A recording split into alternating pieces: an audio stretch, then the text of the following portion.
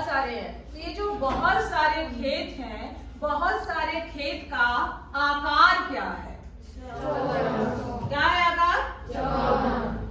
चौकोना, चौकोर, कंफ्यूजन, चौकोर। ठीक है, चौकोर है, इन्होंने कहा चौकोर। अब आप अपनी नोटबुक जो आपके आगे है उसका आकार बताइए क्या है? अपनी नोटबुक देखिए क्या है? चौकोर है। अब इसमें और आपकी नोटबुक में क्या समानता है? आकार में कोई समानता नहीं है। क्यों? इनके जो आकार है समानता नहीं है। अब मैं आपको बताऊं तो जो आपने कहा चौकोर, तो चौकोर नहीं है बल्कि खेत का आकार चौकोना है। चौकोना यानी 4 कोने। ठीक है, तो खेत का आकार चौकोर नहीं बल्कि चौकोना। आपने खेत देखा है, तो खेत में जब आप जाएंगे तो आप ये देखेंगे कि हर खेत का जो आकार है वो मान लो कोई ऐसे में लंबा है, कोई ऐसे में लंबा है, कोई चौकोर भी हो सकता है, पर चौकोर हो ऐसा जरूरी नहीं है, सिर्फ चौकोना होता है। जैसे आपकी नोटबुक है ना, आपके सामने किताब है, डायरी है, इन सब का आकार भी ऐसा ही होता है। खेत को आप गोल शेप में नहीं देखेंगे, तो ये होता है चौकोना। तो ये जो चौकोना है, ऐसे ही आपका जो बुक है वो भी चौकोना है। तो अब जो आप पाठ पढ़ेंगे, आज पाठ पढ़ेंगे, आप कौन सा पाठ पढ़ेंगे? पाठ पढ़ेंगे छोटा मेरा खेत। अब छोटा मेरा खेत चौकोना, यानी किसान का खेत भी चौकोना है और कवि का खेत भी चौकोना है। कवि का खेत क्या है? कवि का खेत है उसकी डायरी, उसका पन्ना, उसकी नोटबुक जिसमें वो अपनी रचना लिखता है। तो किसान के साथ साथ जो कवि का खेत है उसके बारे में हम जानने से पहले हम देखते हैं कि किसान का खेत क्या है, उसके बाद हम उसको समानता करेंगे। तो ये किसान का खेत है। किसान जब खेत में करता है तो क्या करता है? सबसे पहले वो एक बीज रोपता है, बीज का रोपण होता है, एक बीज लगाया जाता है। जब बीज लगता है तो बीज ऐसे किसके अंदर जाता है? जमीन के नीचे गया, और जमीन के नीचे जाने के बाद इसे क्या मिला जमीन में से? ये देखिए पानी। ठीक है, पानी के अलावा और क्या मिला? रासायनिक तत्व। ये मिट्टी है, इस मिट्टी में बहुत से खनिज पदार्थ है, रासायनिक तत्व है, जो पानी के सहारे किसको मिल गया? बीज को मिला। और जब बीज को मिलता है तो बीज क्या होता है? धीरे धीरे वो गलना शुरू होता है, और उसके बाद इसमें से एक अंकुर फूटा। ये अंकुर है ना, इसको और क्या बोलते हैं? अंकुर को स्प्राउट, है ना। तो ये अंकुर फूट गया, और यही अंकुर अब धीरे धीरे धीरे करके ये बड़ा होने लगा, और ये धीरे धीरे जब बड़ा होता है तब इसके अंदर निकल आते हैं पत्ते। ठीक, तना बना, तना के बाद इसमें पत्ते आ गए, और अब ये जो बीज था वो धीरे धीरे बड़ा होने लग गया।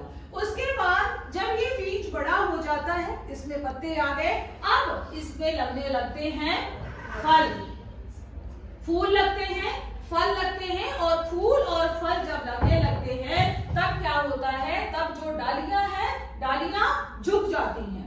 डालियां झुक जाती हैं। डालियां क्यों झुकी? फलों के वजन से। और जो ये फल है, इस फल को आप क्या करते हैं? फिर खाते हैं। जब आप खाते हैं तो क्या मिलता है उससे? पोषण मिलता है और आयरन मिलता है। और बताइए सबसे पहली चीज क्या है? ये आयरन पोषण तो बाद की बात है, पहले आप क्या खाते हैं? टेस्ट, स्वाद, है ना। तो अगर आपके सामने कुछ चीजें रख दी जाए तो आपसे कहा जाए कि आप इसमें से खाएं, तो आप क्या करते हैं? सबसे पहले आपको जो पसंद आता है, जो सबसे ज्यादा आपको स्वाद जिसका अच्छा लगता है, आप वो खाते हैं। कि सबसे पहले आप क्या स्वाद के लिए खा रहे हैं, इसका खाने के बाद आपको जो आनंद मिलता है आप उसके लिए खा रहे हैं। तो इन फलों को खाते हैं, और ये फलों का वजन जब आता है तो डालियां झुक जाती हैं। उसके बाद अब जब फल लगता है फलों को आपने तोड़ लिया, खत्म हो जाते हैं, ठीक है, और हर बार नया फल आता है, वो फल आपको दोबारा नहीं मिलेगा। एक बार जो आपने खा लिया वो फल दोबारा नहीं है। उसके बाद जब हम किसान की बात कर रहे थे, तो किसान की तरफ अगर हम चले तो किसान क्या करता है, फसल उगाता है, ठीक है, खेत में जो हमने देखा है ना, किसान के खेत की बात करें, फसल उगाया, और अभी क्या किया जा रहा है, यहाँ काटा जा रहा है। ये मुट्ठी में इसके फसल है। अब ये फसल जब काटे तो धीरे धीरे अब हम ये काटना शुरू कर रहे हैं, किसान धीरे धीरे अपनी फसल को काट रहा है खेत में से, तो क्या होगा, जब फसल कटती जाएगी तो क्या होगा, खेत खाली हो जाएगा। यस, शाबाश, खेत खाली हो जाएगा। तो खेत खाली हो गया। अब जब खेत खाली हो गया तो जो फसल काट दी गई वो फसल खत्म हो गई। अब उस फसल को अगर दोबारा किसान चाहे तो क्या वह फसल दोबारा मिलेगी? अगर चाहे तो क्या होगा, दोबारा उसे बीज बोना पड़ेगा। यानी एक बार जब फसल कट जाती है तो वो फसल खत्म हो जाती है। ये है आपका किसान का खेत।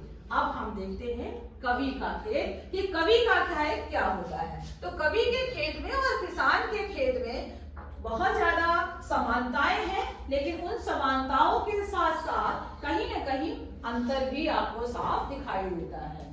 अब वो अंतर जो दिखाई देता है वो अंतर अभी हम देखें कि अंतर क्या है। यानी जो किसान का खेत है, सबसे पहली बात तो हम ये बात करते हैं किसान के खेत का आकार क्या होता है।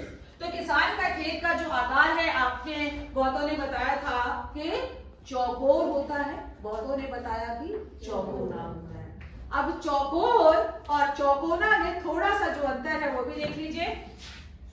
चौकोर की जब हम बात किए थे तो चौकोर यानी जिसकी चारों भुजाएं यानी ये और ये सब जब बराबर है तब चौकोर है, ठीक है। चौकोर तब है जब ये चारों भुजाएं इसके बराबर आ रही हैं। चौकोना का मतलब जिसमें सिर्फ 4 कोने हैं। अब ये 4 कोने ऐसे भी हो सकता है, ये 4 कोने ऐसे भी हो सकता है, ठीक है। किसी भी रूप में 4 कोना होना चाहिए। तभी आपने जो आपके सामने आपकी अपनी नोटबुक्स है वो भी आप देखोगे ना कि कोई छोटी नोटबुक है, कोई बड़ी नोटबुक है, सबका आकार अलग अलग है। ऐसे ही कभी जिस पेज पर लिख रहा है, जिस पन्ने पर लिख रहा है, उसका भी आकार अलग अलग है। तो इसलिए उसको क्या कहा है, मैं छोटा मेरा खेत चौकोना। तो कवि का खेत चौकोना है और कभी भी अपने खेत का इस्तेमाल कैसे कर रहा है ये हम देखेंगे। तो मैं बोलूंगी, आपको साथ में ही पीछे से बोलना है कि छोटा मेरा खेत चौकोना, छोटा मेरा खेत चौकोना, कागज का एक पन्ना, कागज का एक पन्ना, कोई अंधड़ कहीं से आया, कोई अंधड़ कहीं से आया, क्षण का बीज वहां बोया गया, क्षण का बीज वहां बोया गया। अब ये जो छोटा मेरा खेत है ना, वो जो आपके पास जो अपनी ये किताब है, चाहे आप अपनी किताब को देख लें, अपनी नोटबुक को देख लें, उसके एक पन्ने को आप समझ लें, ठीक है। तो छोटा मेरा खेत यानी कवि कह रहे हैं कि जो मेरा खेत है, मेरा खेत बहुत बड़ा नहीं बल्कि मेरा खेत छोटा सा एक खेत है। और वो जो मेरा एक खेत कौन सा है, कागज का एक पन्ना। किसान के पास भी बहुत सारे खेत हैं, कवि के पास भी बहुत सारे, लेकिन अभी एक पन्ने की बात कर रहे हैं। जैसे आपके पास कॉपी है ना, उसमें बहुत सारे पेज हैं, तो उसमें से एक पन्ने की बात कि मेरा जो खेत है वो छोटा सा है और कागज का एक पन्ना है। अब उस खेत में कवि फसल कैसे उगा रहे हैं कि कागज का एक पन्ना और कोई अंधड़ कहीं से आया। कोई अंधड़, अंधड़ क्या होता है, आंधी। पंजाबी में भी आंधी ही है ना, अंधड़ आंधी नहीं, क्या है, नेरी। चलो नेरी, तो यहाँ पर जो नेरी आपकी वही अंधड़ है। अंधड़ यानी आंधी। आंधी जो है यहाँ पर वो आंधी किसकी आई है, तो आंधी जो है वो आपकी किसकी है, ये आंधी आपकी है विचारों की आंधी, ठीक है। विचारों की आंधी आई है और विचारों की आंधी जब आई है तो वो आंधी ने क्या किया, विचारों की आंधी आई, मन में एक हलचल पैदा हुई और उस हलचल से कवि ने सोचा कि रचना करनी है, ठीक। और उसने क्या किया कि क्षण का बीज वहां बोया गया। अब यहाँ जो बीज बोया गया, वो बीज क्या है? जैसे अभी चोने का टाइम चल रहा है, धान का टाइम चल रहा है, धान उगाने के लिए धान रोपना पड़ेगा, गेहूं उगाना है तो गेहूं रोपना पड़ेगा। अब यहाँ तो कविता लिखनी है, तो कविता लिखने के लिए सबसे पहला जो चीज है वो हमें चाहिए शब्द, यानी शब्द हमें चाहिए। तो कवि ने एक शब्द चुना कि किस शब्द पर या किस विचार पर हमने कविता लिखनी है। तो शब्द लिया, विषय लिया और कवि ने कविता लिखने की शुरुआत कर दी। आगे कि कल्पना के रसायनों को पी, आवाज नहीं आया, कल्पना के रसायनों को पी, बीज गल गया निःशेष, बीज गल गया निःशेष, शब्द के अंकुर फूटे, शब्द के अंकुर फूटे, पल्लव पुष्पों से नामित हुआ विशेष, पल्लव पुष्पों से नामित हुआ विशेष। अब यहाँ भी देखिए, कल्पना के रसायनों को पी, जैसे हमने यहाँ पर एक पौधे की बात की थी कि जो सबसे पहले क्या होता है, बीज लगा और बीज जो है क्या करता है, यहाँ से उसको रासायनिक तत्व मिले, पानी मिला और इसके अंदर अंकुर फूट गया, यही था।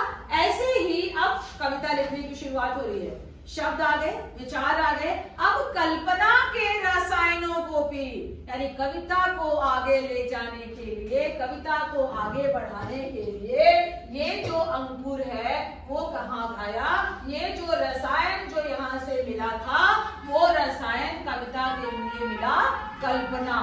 कल्पना क्या है? कवि की सोच, ठीक। तो कल्पना के रसायनों को भी, शब्द को जो रसायन मिला, अब वो शब्द को रसायन कौन सा मिला? कल्पना से मिला। जब कल्पना आई, विचार आया, फिर उसके बाद भाव आया, तो शब्द आगे आगे शब्दों को वाक्यों में परिवर्तित हुआ और आगे आगे भावनाएं उसमें मिलने लगे। शब्द के अंकुर फूटे, अंकुर फूटे यानी अब इस शब्द से और भी शब्द इसके साथ जुड़ते चले गए। जैसे यहाँ पर ये निकला और फिर उसके बाद आगे इसमें तना आया, पत्ते आए और उसके बाद आगे इसमें फूल आया, फिर फल आया। ऐसे ही यहाँ पर शब्द के अंकुर फूटे, उसमें और भी शब्द बढ़ते चले गए। और पल्लव पुष्पों से नामित हुआ विशेष, और अब वो जो विशेष शब्द था, जो मुख्य शब्द था, पल्लव पुष्प, उसमें पल्लव, पल्लव मतलब नई नई पोपले, नए नए पत्ते आने शुरू हुए, फूल आ गए। फूल क्या देता है हमें? फूल से क्या मिली? खुशबू, ठीक है। फूल से खुशबू मिली और फूल के बाद अब क्या लगेगा?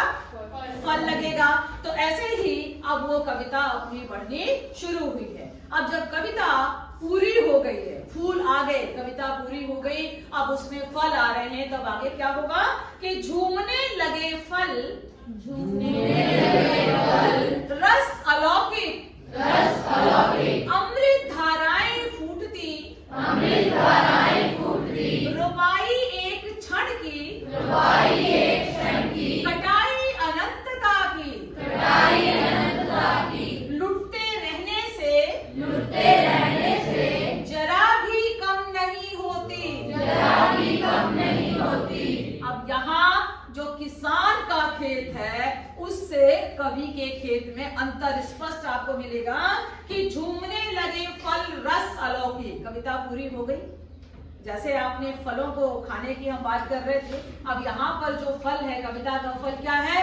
रस अलौकिक, यानी जब हम उसको सुन रहे हैं, जब हम उसको पढ़ रहे हैं, जब हम उसके भाव को समझ रहे हैं, तो हमें एक जो रस, एक आनंद की प्राप्ति हो रही है, वो अलौकिक है। अलौकिक यानी एक अनोखा है, और वो अनोखा अलौकिक आनंद हमें प्राप्त होता है। और अमृत धाराएं फूटती, कविता को आप जितनी बार पढ़ दोगे एक अलग आनंद देगा, एक अच्छा आनंद मिलेगा, तो वो है अमृत धाराएं। यानी बहुत सी धाराएं, बहुत तरह से आप उसके अर्थ को निकाल सकते हैं। हर पढ़ने वाला अपने हिसाब से उसके भाव को समझेगा, निकालेगा, पढ़ेगा, समझेगा, विचार करेगा, आनंद प्राप्त करेगा, तो वो है रस अलौकिक। अब रोपाई क्षण की, कटाई अनंतता की। कवि ने एक बार बीज रोपा था, ठीक है, किसान ने भी एक बार रोपा, किसान के फसल को काटा और किसान की फसल खत्म हो गई। लेकिन कवि की जो फसल है, अब उसे जितनी बार आप पढ़ेंगे, जितनी बार आप काटेंगे, मतलब जितनी बार आप पढ़ेंगे, कभी भी वो कविता खत्म नहीं होगी। कविता है, रचना है, वो खत्म नहीं हो रही है। तो जितनी बार चाहे, जितने लोग चाहे उसको पढ़ें, जितनी बार चाहे आप सुने। तो रोपाई तो एक क्षण की थी, लेकिन कटाई अनंतता की। यानी जितनी बार आप पढ़ें कभी भी खत्म नहीं होगी, अनंत है, कभी भी उसका अंत नहीं होगा। और लुटते रहने से जरा भी कम नहीं होती। सबसे बड़ी बात ये देखिए कि कोई उसे लूट नहीं सकता। जितनी बार आप ले ले, जो मर्जी पढ़े, कभी भी खत्म नहीं होगी, इसका अंत नहीं होगा। और आगे सबसे मुख्य बात क्या है कि रस का अक्षय पात्र सदा का, रस का अक्षय पात्र सदा का, छोटा मेरा खेत चौगुना, छोटा मेरा खेत चौगुना। यानी जो मेरा छोटा सा ये खेत है, ये अक्षय पात्र है। यानी एक ऐसा बर्तन जो कि कभी भी खाली नहीं होगा। यानी इस पन्ने में से जितनी बार पढ़ा जाए, जितनी बार इसको निकाला जाए, ये ऐसे ही रहेगा। तो ये है मेरा खेत चौगुना, जो कभी खत्म नहीं होगा। तो क्या सीखा आपने? कविता तो हो गई, क्या सीखा आपने? कुछ मिला? हाँ, कविता कैसे बनती है, ठीक है। कविता कैसे बनती है, कविता के लिए क्या क्या चाहिए, वो तो ठीक है। अब इसको अपने जीवन में कविता के अलावा आप और क्या सीखेंगे? अब लास्ट में अगर देख लें आप कि रस का अक्षय पात्र सदा का, कविता के साथ साथ आप इसे ज्ञान से भी जोड़ें। मेहनत करना है, यानी जो अपनी मेहनत है वो अपने लिए है। हमारी मेहनत अगर हम कर रहे हैं तो हमारी मेहनत को कोई चुरा नहीं पाएगा। मेहनत हमारी है, सफलता हमें मिलेगी। और बताइए, और क्या हो सकता है? और कुछ? ये जो कविता है ये भी आपका ज्ञान है, शिक्षा है। यानी ज्ञान और शिक्षा एक ऐसा है जिसे कभी भी कोई भी चुरा नहीं सकता।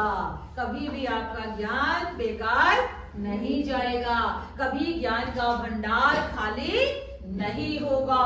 इसलिए पढ़ते रहिए, बुनते रहिए, कविता लिखते रहिए, रचनाएं करते रहिए और अपने ज्ञान को क्या करेंगे?